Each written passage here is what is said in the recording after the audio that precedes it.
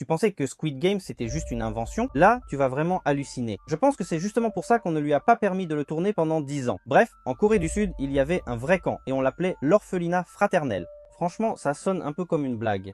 En réalité, c'était l'enfer sur Terre, où l'on enfermait des sans-abri, des orphelins, des personnes handicapées, et même simplement ceux qui sortaient sans papier, y compris des enfants. Et tout ça, attention, légalement. Tout ça parce qu'avant les Jeux Olympiques, ils ont décidé de faire le ménage.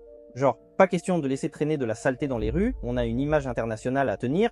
Les policiers reçoivent l'ordre d'arrêter tous ceux qui ont l'air misérables et de les emmener dans des foyers. Et pour chaque personne attrapée, ils touchent une prime. Qui attrapent-ils? Eh bien, pas seulement les sans-abri, tu sors en pantoufles acheter du pain, tu as oublié tes papiers à la maison, et voilà.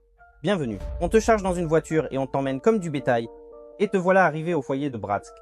Et ensuite, eh bien, après ça, oublie la liberté. Des murs en béton, des coups, la faim et un travail forcé t'attendent. Sur les papiers, c'est écrit pour 1 an, mais en réalité, tu pouvais y rester des années, jusqu'à ce que tu meurs ou qu'ils décident eux-mêmes qu'ils n'ont plus besoin de toi. D'ailleurs, extérieurement, le foyer de Bratsk ressemble aussi beaucoup à la série que nous aimons tous. Là-bas, on te frappe pour un regard, pour une question ou parce que tu manges trop lentement. D'ailleurs, il n'y a pratiquement rien à manger. Seul survit celui qui attrape le bol le plus vite. Et tout cela est financé par l'État. Pour chaque détenu, il y a de l'argent. Le propriétaire du centre s'enrichit, les policiers touchent leurs primes. Le système plaît à tout le monde, sauf à ceux qui sont à l'intérieur. Mais le plus répugnant, c'est que cela sert de divertissement à la direction. Les détenus étaient forcés de participer à de véritables jeux cruels, où perdre ne signifiait pas être éliminé, mais recevoir un coup dans les reins, voire mourir.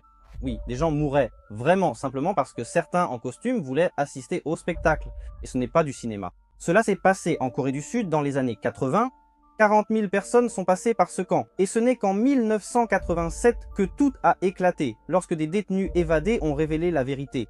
Et après ça, tu penses encore que Squid Game n'est qu'une simple fantaisie de scénariste? Écris en commentaire ce que tu en penses, on en discutera.